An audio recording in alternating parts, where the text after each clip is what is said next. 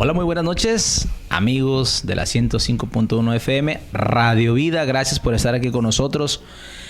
Mi nombre es Julián Covarrubias Martínez. Son las 8:05 y damos inicio a su espacio y programa Palabra de Vida. Como es de costumbre, nuestro hermano Miguel está aquí acompañándome.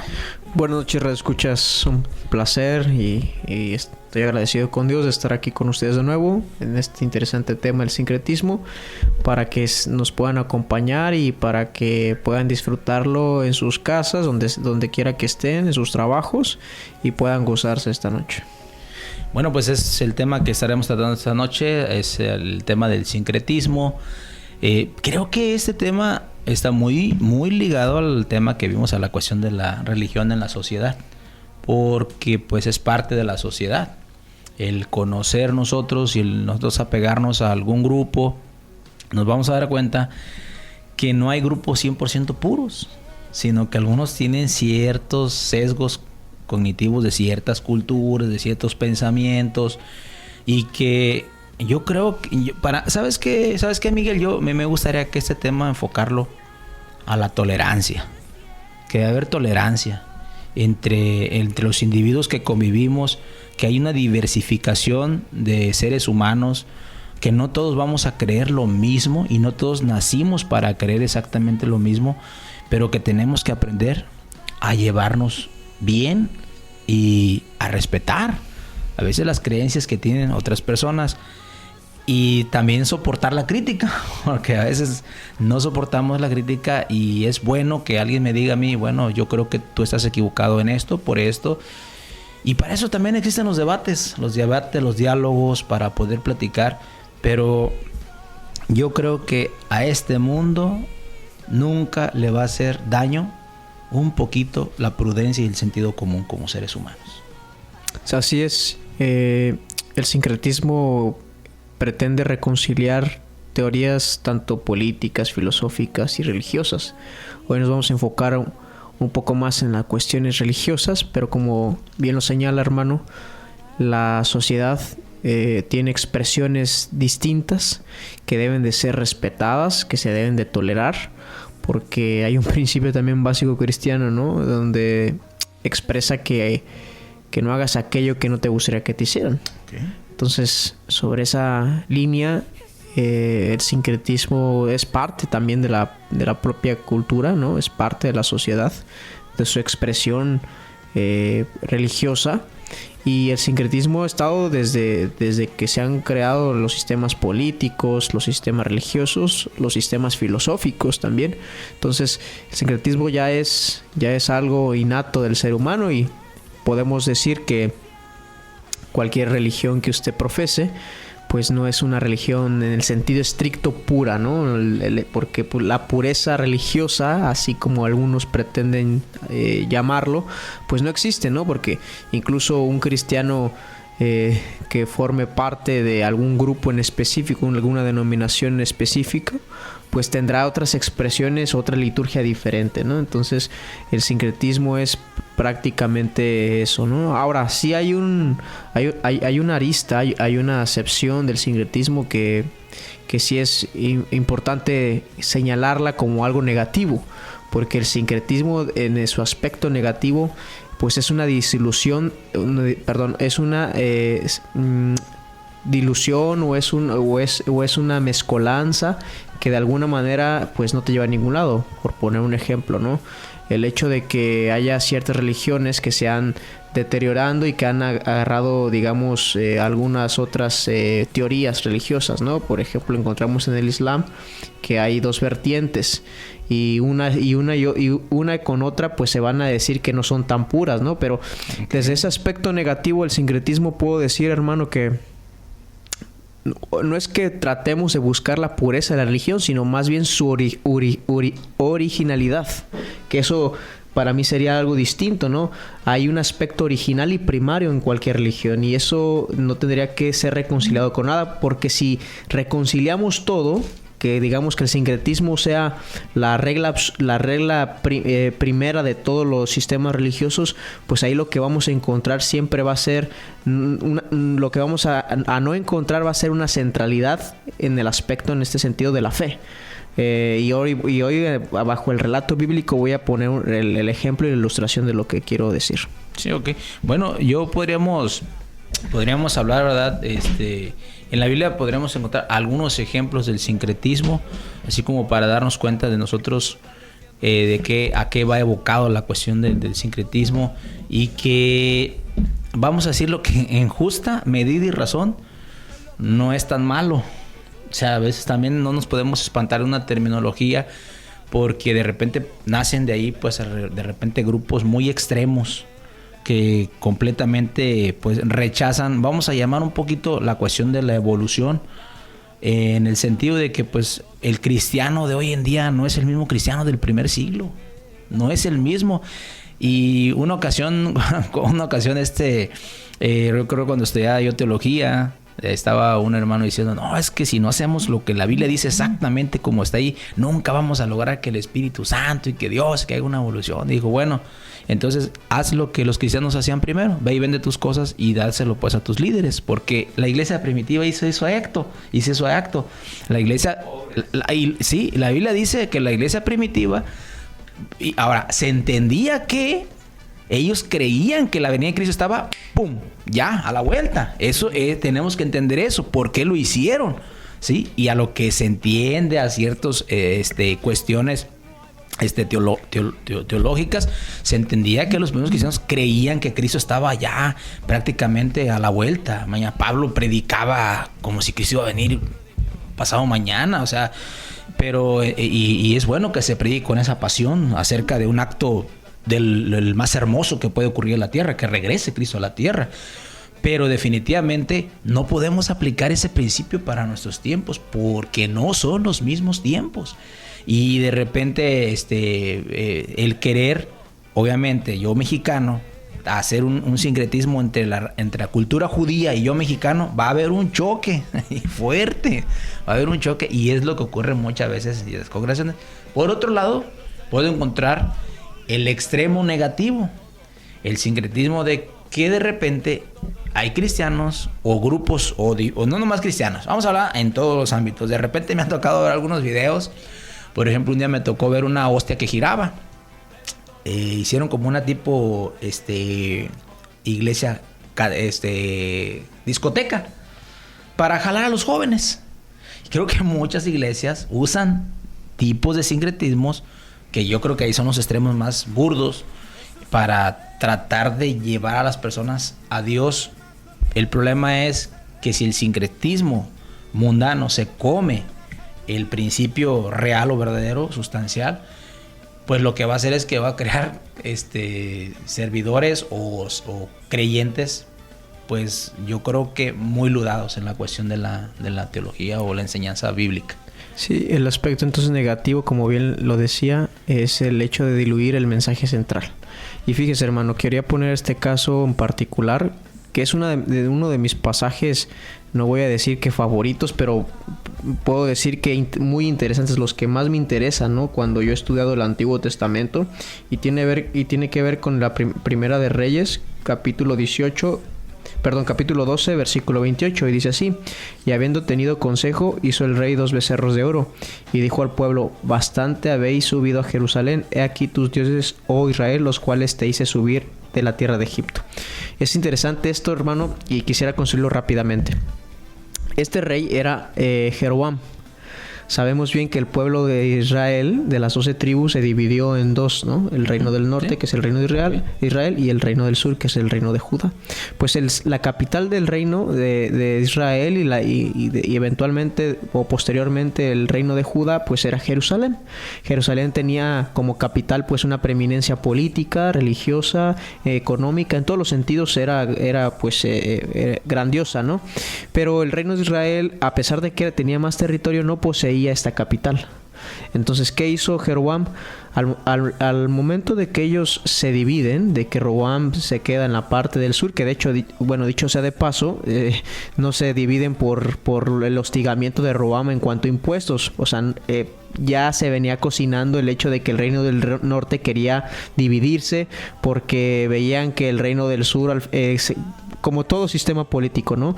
Había una dinastía que dejaba otro rey, entonces veían cierta corrupción política. Entonces eso solamente fue un pretexto, ¿no? Para dejar al reino del sur. Entonces, sabiendo Jeroboam, el rey del norte, que la preeminencia política religiosa estaba en Jerusalén, empezó a construir templos y becerros de oro. Okay. Hay que aclarar aquí algo. El reino del norte, digamos, abundaban más las zonas rurales. Okay. Las zonas rurales tenían la característica de que todavía tenían cierta tendencia a las religiones cananeas, okay. O sea, a las religiones politeístas, y obviamente aquello que pues Yahvé o Jehová había condenado. Entonces, para poder conciliar a las tribus rurales y darle un sentido religioso y poderse rearmar de poder y económico y político religioso, Jeroboam empezó a levantar templos y empezó a fabricar becerros de oro. Entonces, okay. Aquí hay algo bien interesante. La alianza que estaba dentro del templo y estaba obviamente en Jerusalén representaba como el trono de Dios. Fíjense lo interesante que hizo Jeroboam en su artilugio. En la creencia popular de Israel se creía entonces que Dios se sentaba en la alianza, ¿no? Porque eso formaba parte del pacto entre Dios y su pueblo de Israel, ¿no? Pues Jeroboam hizo un artilugio porque los becerros de oro, pensando en aquellos que consideran todavía a Yahvé como un Dios único, y pensando en las zonas rurales que consideraban todavía a sus dioses cananeos, pues él decía, bueno, mato a dos pájaros de un tiro. Okay, porque les digo entonces a los que todavía siguen la línea de la religión de Yahvé o de Jehová, y llamo también a los que siguen la línea cananea para poderlos nosotros conciliar. Okay. Ahora, tú, la intención que tenía el rey, que o sea, tú, en tu criterio, ¿era una intención perversa de fondo, o realmente él trataba de traer una paz a ese lugar? O sea, realmente, ¿cuál sería la intención ahí en ese caso? Sí, es que ¿sabe qué pasaba? Que el pueblo del norte todavía consideraba a Jerusalén como el centro político religioso, porque ellos hacían un peregrinaje del norte al sur. Entonces él se veía de alguna manera debilitado por eso. Jeroboam, entonces, por una cuestión desde mi punto de vista perversa. Ok, bueno. Es que eso es donde yo voy. Por ejemplo, me gustaría, yo traje una pequeña nota, pues aquí, ¿verdad? La voy a mencionar. Nosotros encontramos dentro del mismo cristianismo, vamos a encontrar sincretismo forzosamente. Y por ejemplo, yo traigo un concepto así bien sencillo de analizar, que sería según en la cuestión del sincretismo, se necesita una simetría, algo que haga contacto, si no, no puede haber sincretismo. Se necesita algo que compagine, ¿verdad? Que pueda enclavar en la enseñanza. Y si lo vemos en el aspecto de la música, podríamos decir que es permitido, y aquí viene a crear la polémica, el rap cristiano, o la salsa cristiana, o la ópera cristiana, por decirlo así, y así otro tipo de géneros. Hay quienes son radicales, es decir, no, completamente no. Hay quienes pueden decir, este tipo de música sí alcanza un cierto conjunto, y la intención puede ser el evangelismo. Que yo, en mi aspecto, yo siempre, y soy responsable delante de Dios y de la gente, lo que voy a decir, yo hasta cierto punto sí lo veo permisivo, porque realmente es difícil que tú le llegues a ciertas personas con ciertos conceptos que ellos, para empezar, ni los van a entender, ni los van a comprender. Y yo creo que es de acuerdo también a la cultura. Uh-huh. Ahora, sin diluir la cuestión del verdadero mensaje y el propósito. No se trata de hacer, por ejemplo, rap raperos cristianos o salseros cristianos. Y dicho de paso, ¿verdad? Que mucha música, incluso que gente dice, oh, yo permito este tipo de música, pues en sí casi mucha música tiene connotación mundana, no tiene una connotación así realmente cristiana. Que si nos fuéramos nosotros a la cuestión bíblica, pues tendríamos que tener en las iglesias arpas, vihuelas, tamboriles, lo que algunos salmos mencionan. Ahora sí que dejo esta llama aquí. Yo creo que sí puede haber, y considero que hay una forma de poder nosotros tener un tipo de sincretismo sin necesidad de diluir la centralidad. Por eso hablaba sobre el caso de Roboam y Jeroboam, porque Jerusalén seguía siendo la capital. Y como capital, pues gozaba de un gran poder político religioso. Entonces, aquí quiero entrar entonces, digamos, a lo grueso y después pasar a las cuestiones particulares de nuestra cultura, ¿no?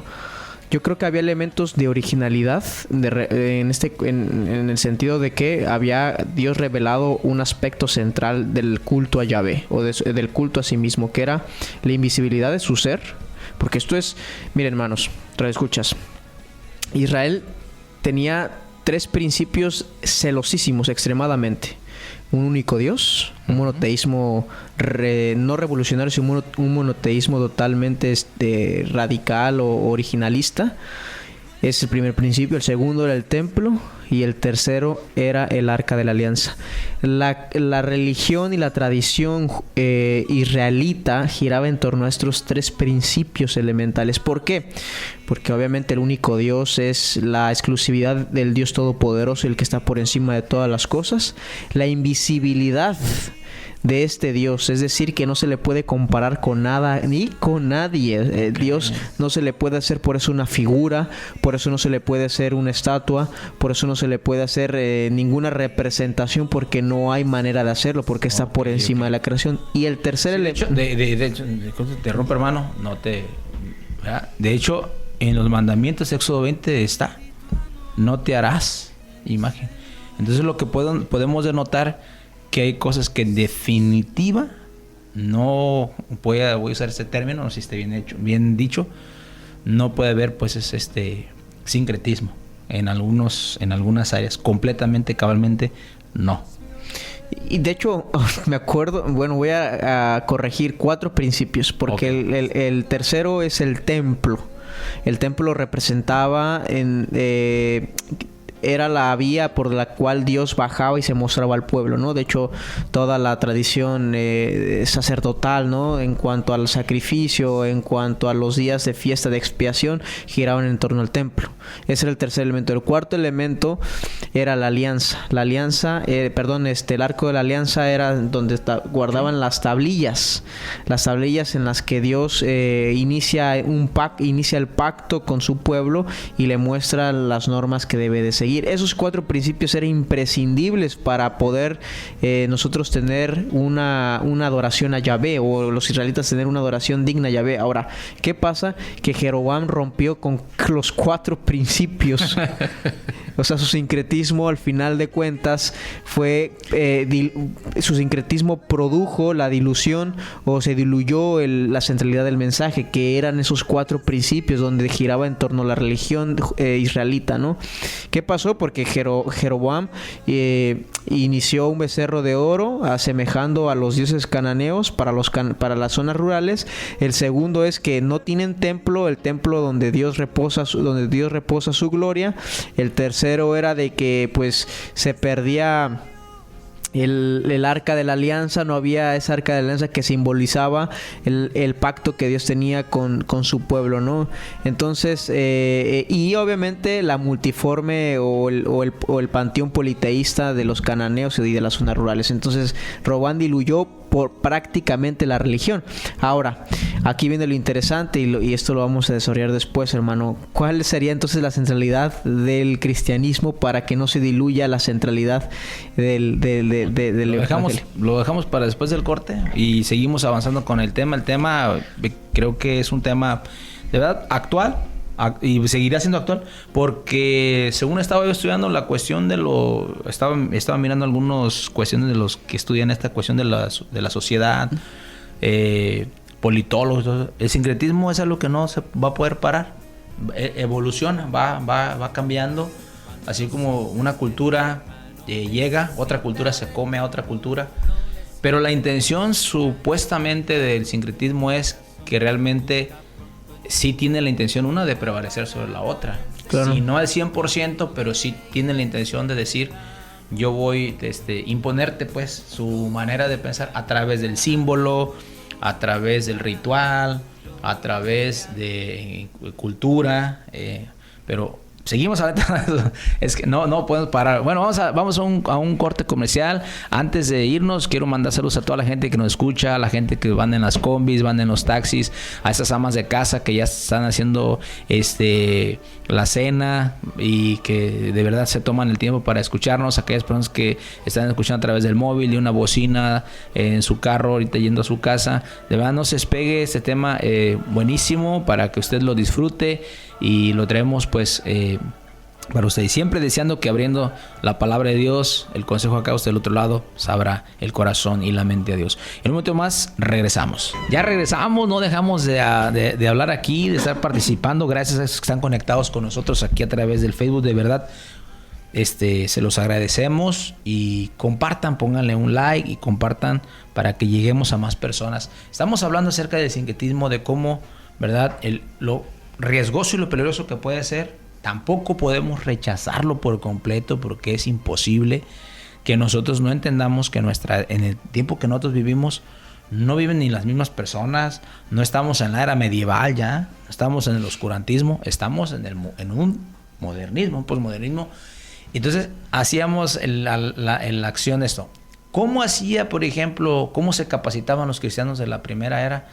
Era algo más explosivo. Era algo más, la palabra de Dios en la palabra Espíritu Santo, o Espíritu es de dunamis, de donde viene la palabra dinamismo, dinamita. Era una explosión, era por dones. Ni siquiera era por una cuestión de una capacitación realmente 100% teológica. Podemos encontrar un hombre del vulgo, al apóstol San Pedro, lleno del Espíritu Santo, que dice que dio un discurso y que en una predicación se convirtieron 3,000 personas. Y no fue a ningún centro teológico a aprender nada. Podemos ver ahí entonces que Dios no necesita que tomemos así como cosas del mundo, pues, para nosotros decir, mira, van a convencer al mundo. No, es una cuestión del Espíritu. Sí, y que digamos, las únicas figuras cristianas del Nuevo Testamento preparadas, es que no se me acuerda otro, nada más el apóstol Pablo, pero fuera de ahí todos eran campesinos. Sí, eran artesanos, ¿no? No había una educación formal, no estuvieron con algún rabino, no, simplemente fueron campesinos y de ahí, a partir de ahí construyeron líneas teológicas. Por ejemplo, es interesante ver cómo el apóstol Juan instruye a Policarpo de Esmirna. Eso lo podemos ver en los escritos de Policarpo de Esmirna, y cómo hay una controversia con Roma en cuanto a ver qué era la fecha de la Pascua y no se ponen de acuerdo. Y de hecho Roma o Occidente toma una fecha y Oriente tiene otra.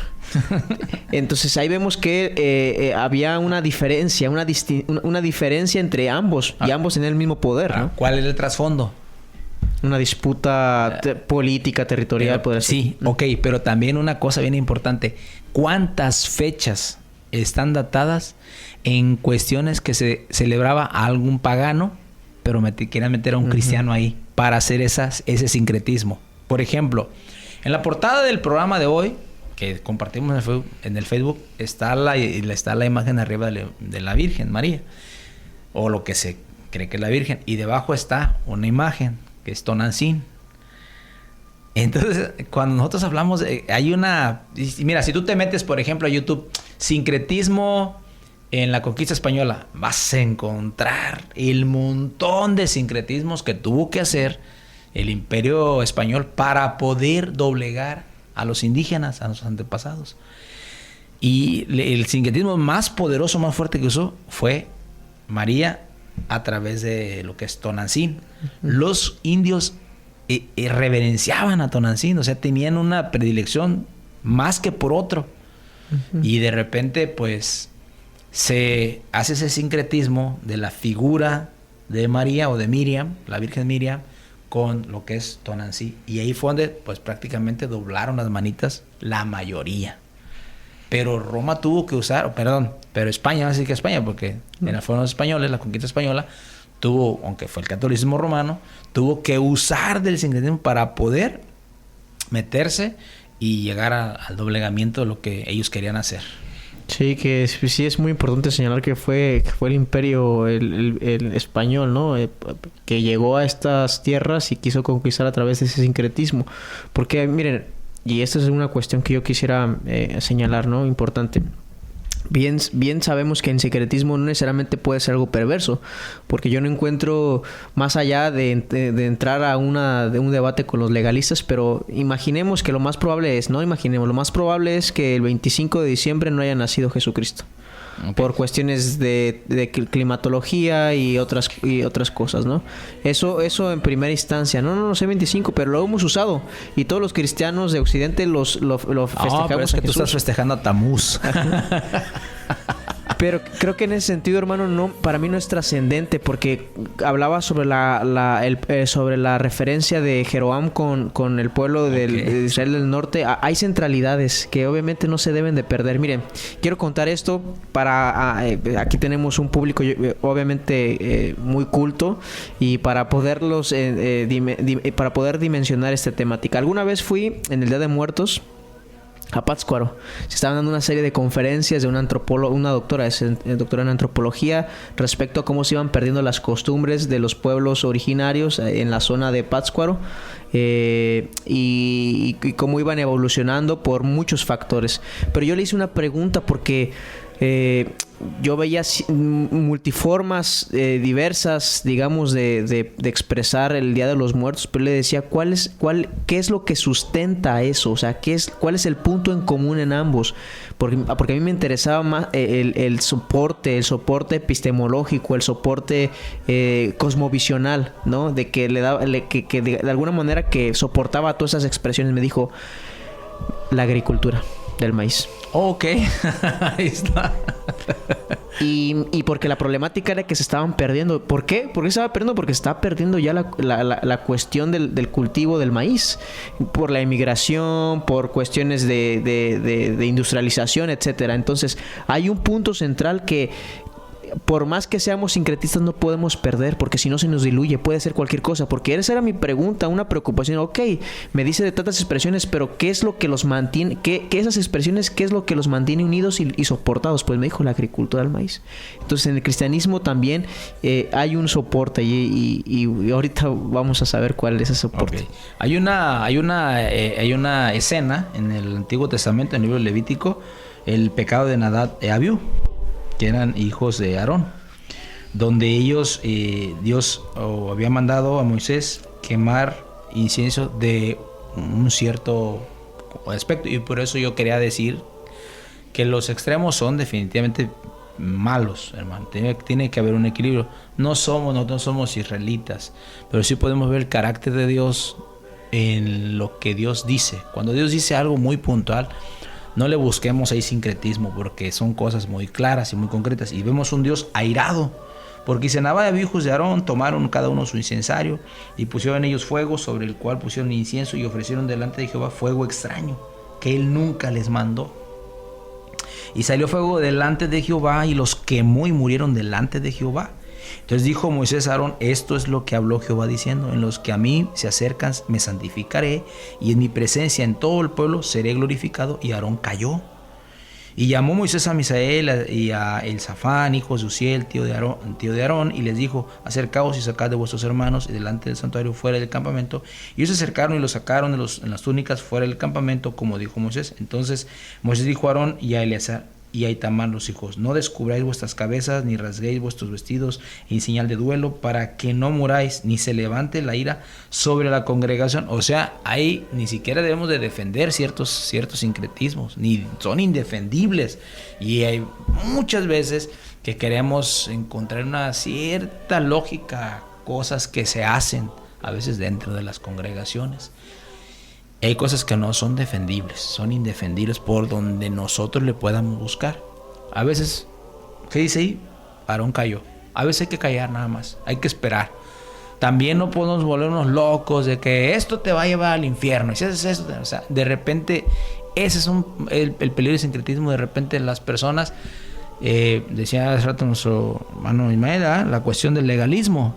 Es que el legalista, muchos mueren en la letra y decir, bueno, es que así se hacía.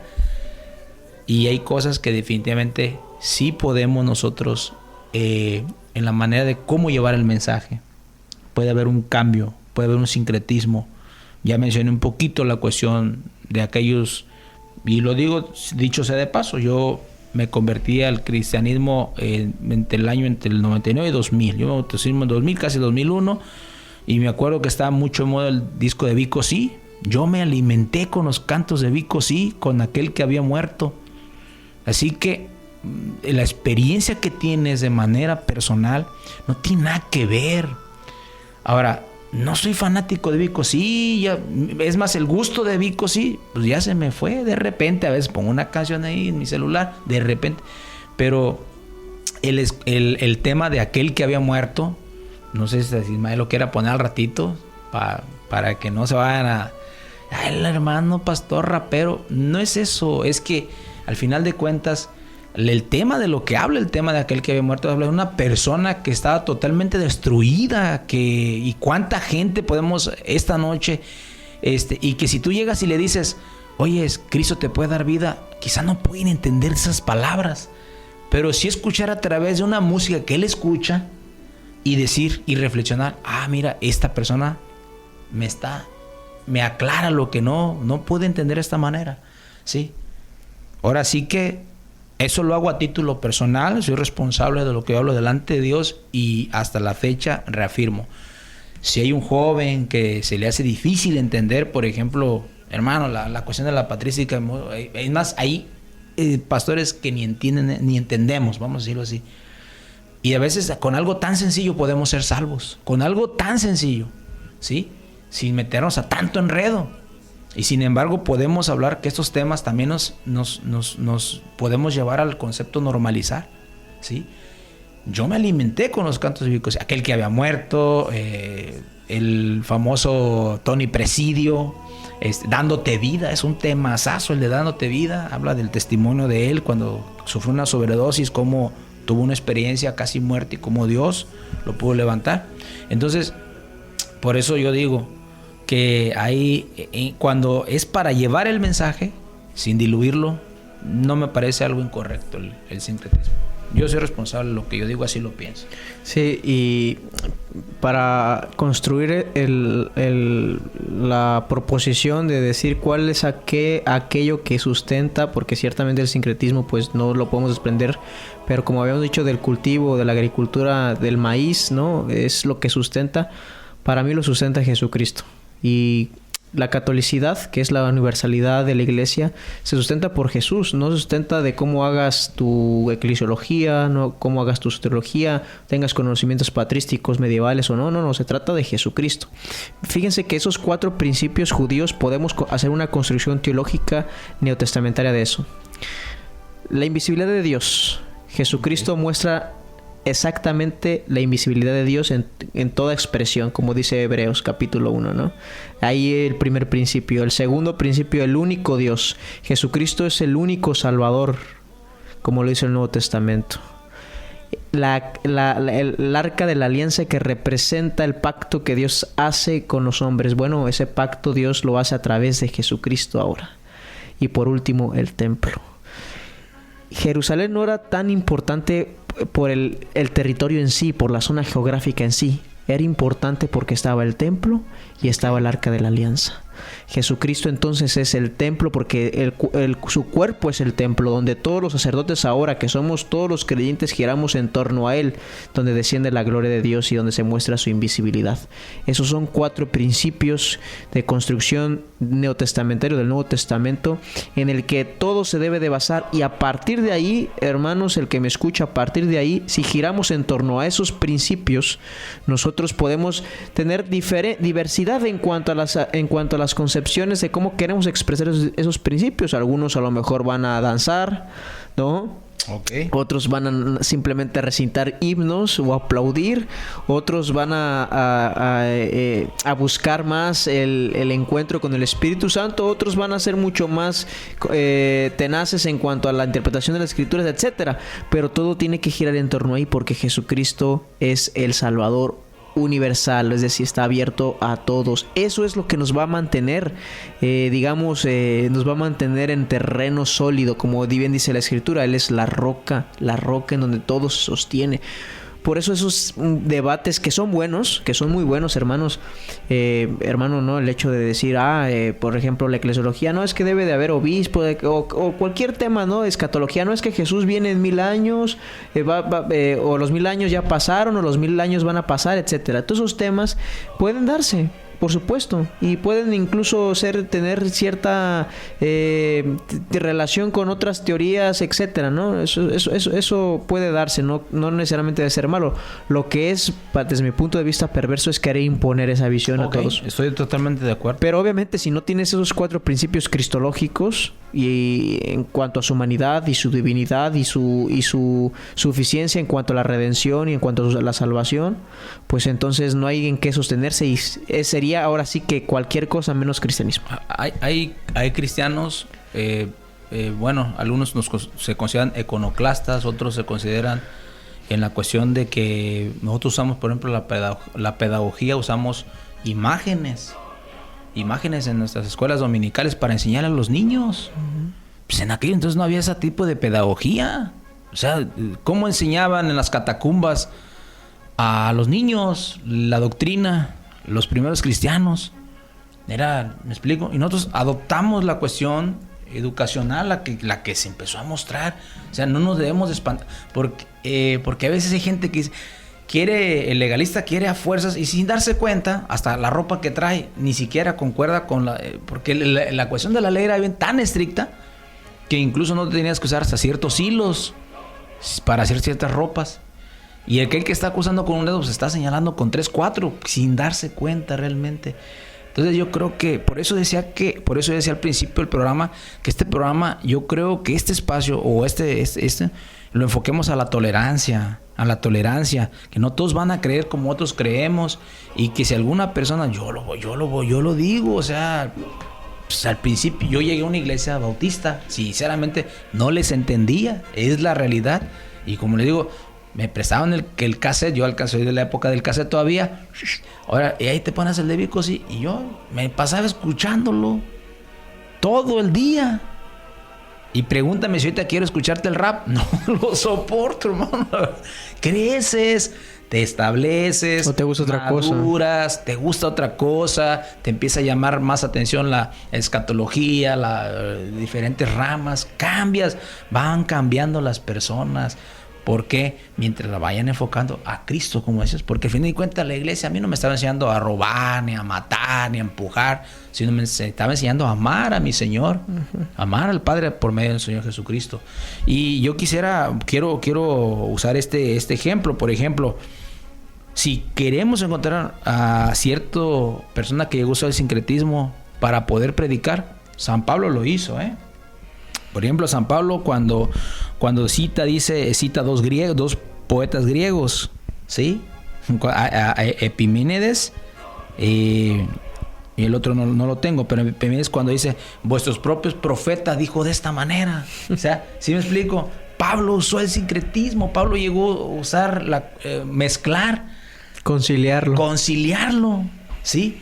Tenemos Pablo usando un espacio, al final de cuentas, era idolatría para combatir la propia idolatría. Cuando encuentra el espacio vacío, dice al Dios no conocido. Uh-huh. Ellos lo adoraban, sí, ellos no decían que era Dios Padre, no, ellos decían por si estamos, quizás no le hemos puesto un culto a alguien y no se vaya a enojar, y si este sea el más poderoso, y por si sí o por si no, los atenienses dejaron ese espacio y dijeron, muy hábiles, y dice ahí, sé que vosotros sois muy religiosos en la manera de ser, y esa palabra ahí aparece como temor a los demonios. Realmente ellos lo hacían el hecho de tener una cobertura completa, como hoy en día. Hay un santo que te sirve para la salud, otro santo que te sirve si quieres un novio, ponlo de cabeza, San Antonio y así. Bueno, Pablo llega y usa ese ejemplo. Ese es el que les vengo a predicar. Pues todos le pusieron atención. Todos le pusieron atención. ¿Tenía más sabiduría Pablo? ¿Tenía más conocimiento para llegar por otro lado? Probablemente sí. Pero él encontró el Espíritu Santo, vamos a decirlo así, porque fue el Espíritu Santo que guió a Pablo. No fue Pablo su mente humana. El Espíritu Santo le dijo, ahí está ese ejemplo, usa esto y predícales a mi hijo. Bueno. Y fíjese lo que dice, ¿no? Para llevarlo, en este caso, para llevarlo a Cristo. Usa esos mecanismos. Y que hubo conversiones, ¿eh? No, sí. El Areopagita y unas mujeres que se convirtieron. Usa esos recursos paganos, porque son recursos paganos, para llevarlos a Cristo. Y fíjese, hermano, que es interesante, porque cuando hablamos de paganismo, luego queremos nosotros hacerlo y chocar con la cuestión de Cristo, ¿no? Pero si fuéramos un poquitito más pacientes y hábiles y pidiéramos un poco más de discernimiento, podríamos usar el paganismo para llevarlos a Cristo.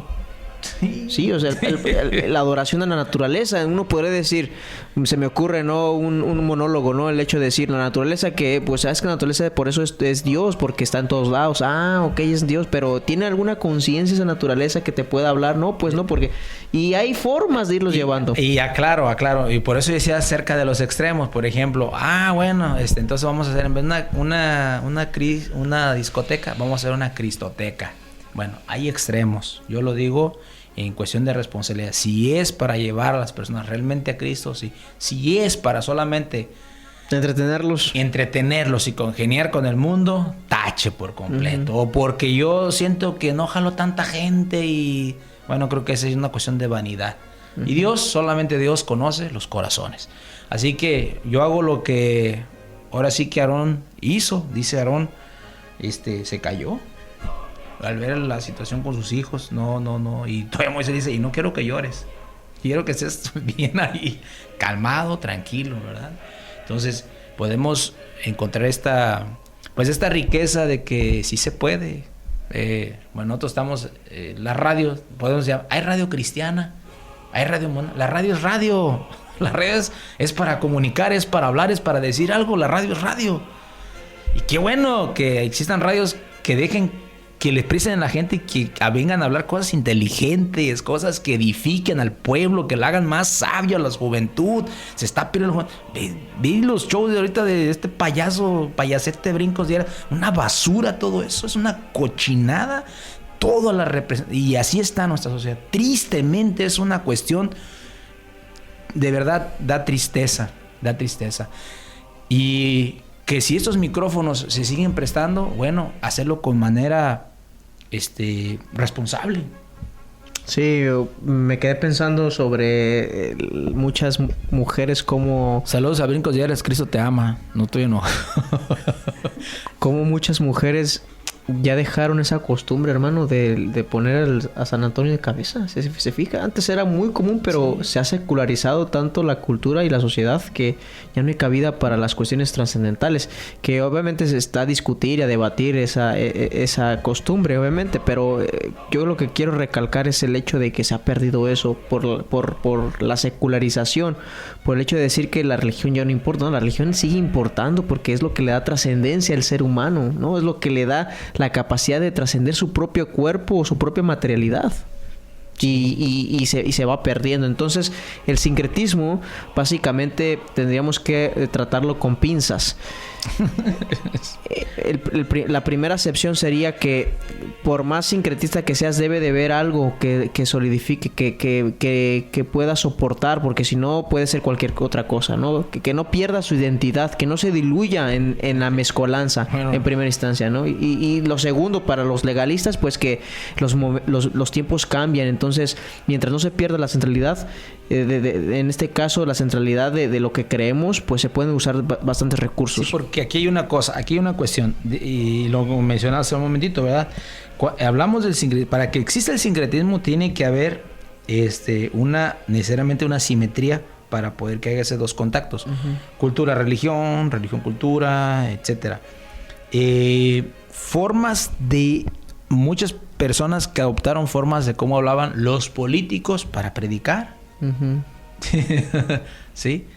Pero si es efectivo y llega, pues aviéntate al ruedo. O ¿sí? viceversa, O políticos viceversa. que agarran la manera de hablar de los pastores, ¿no? Como Donald Trump. Sí, Dios los ama. Y qué bueno que también el mundo vea en el evangelicalismo, pueda ver, mira, me agrada eso. Uh-huh. Y creo que eso tiene que ver, mientras nosotros no perdamos la esencia de la esencia pura de qué es lo que es Cristo, yo siempre voy a ver al mundo queriendo hacer cosas que el cristianismo hace. Uh-huh. Aquí en México hubo un tiempo que era como moda ser cristiano, ¿no? Te fijas, el tiempo de Yuri, todo ese tiempo, fuera como una moda, y el Dios te bendiga, y el lenguaje cristiano y los tiempos de Dios son perfectos, lo vas a escuchar en muchos cantos, hay una canción que se llama así, y eso nació en el cristianismo, y ellos toman cosas de nosotros, ¿me explico? Y obviamente decía el Señor, dice, conviértanse ellos a ti y tú no a ellos, ¿me explico? Ahora, yo quiero, ahorita mencionas la palabra diluir, y mira, por cuestiones del Señor, aquí lo traigo, dice, cuando se hace un sincretismo, es que, ¿qué nace o qué puede nacer de ese sincretismo? Porque van a hacer otra cosa diferente, no lo mismo, porque ya es una mezcla. Ahora, aquí es que puede ser peligroso la nueva expresión, porque puede diluir lo puro, puede pulir. Uh-huh. Entonces ahí hay que nada más tener ese cuidado de que lo que nace de eso no diluya lo puro de lo que es el Evangelio de Cristo. Sí, lo que soporta. Lo que soporta, uh-huh. Así es. Ok, hermano, adelante. Estamos prácticamente llegando ya. Se nos fue bien rápido el tema, sí. Y pues no sé, algún otro comentario. Me gustó el comentario que hiciste del Rey Jeroboam. No lo había visto de esa manera, pero sí. Se ve una mano negra ahí, es bien político, ¿verdad? Pero al final de cuentas está buscando algo para él. Y creo que ahí es el problema. Cuando el que trae esa enseñanza quiere acarrear pues agua para su molino o quiere hacer algo más, y solo Dios conoce los corazones. Solo Dios conoce los corazones, y que aquella persona que haga algo, una idea, no sé, una liga de fútbol cristiana, y hay gente que va a decir, no, el que le patea la pelota está en el infierno. Sí, va a haber, siempre va a haber ese conceptos, sí, que yo le digo a esas personas, ¿verdad? Pues no uses ropa, porque la ropa, los confeccionistas tienen de corte homosexual, uh-huh. y me explico, la mayoría de las marcas. Entonces realmente hazte tus propias marcas, haz tu propio mundo, enciérrate en y ahí está el problema. Que Cristo no es lo que quería hacer, todo lo contrario, Cristo quería llegar al mundo. Sí, yo creo que el Cristo es lo que soporta, y todo la iglesia puede usar, la sociedad puede usar muchos recursos, pero siempre deben de ser dirigidos hacia Él, ¿no? Él es el propósito, Él es el objetivo. Y mira, hermano, yo creo me despido con eso rápidamente. Para mí el Nuevo Testamento, la defensa que se hace, la apología que se hace, siempre es de la persona de Jesús. Más allá de las interpretaciones de cómo manejar la iglesia, de cómo, etcétera, ¿no? Es la persona de Jesús, es lo que... Y unos nos llamarán relativistas, ¿no? Pero a mí no hay más verdad absoluta que la persona de Jesús. Sí, yo tengo un amigo que juega fútbol aquí, ¿verdad? Y yo una vez le estaba diciendo, oye, tú juegas, se llama Omar, mi hermano, Omar Torres. Uh-huh. No es cristiano, pero simpatiza con el mundo de nosotros.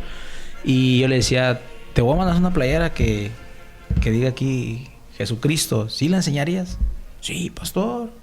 Porque pues goleador, pues le dije, quiero que cada vez que metas un gol la enseñes. Que Lázaro pueda ver el nombre, el hecho de ver el nombre de Jesucristo es algo hermoso. Muchas personas creen que no tiene implicación, pero no es lo mismo ver Verónica, Pedro, ¿no? Jesucristo. Uh-huh. Todos saben quién es Jesucristo, y hay que mantener vivo ese nombre en la mente de las personas, porque Él es el que sustenta absolutamente todo. Sí. Todo. Y bueno, pues con esto... ¿Quieres despedirnos? Sí, me despido. Mi nombre es Miguel Redescucha. Muchas gracias por haber estado con nosotros. Hasta la próxima. Mi nombre es Julián Corrales Martínez. Si Dios quiere, el próximo miércoles, sí, para pasado mañana, nos estaremos viendo aquí nuevamente en punto de las 8 de la noche. 105.1 FM Radio Vida. Que Dios les bendiga.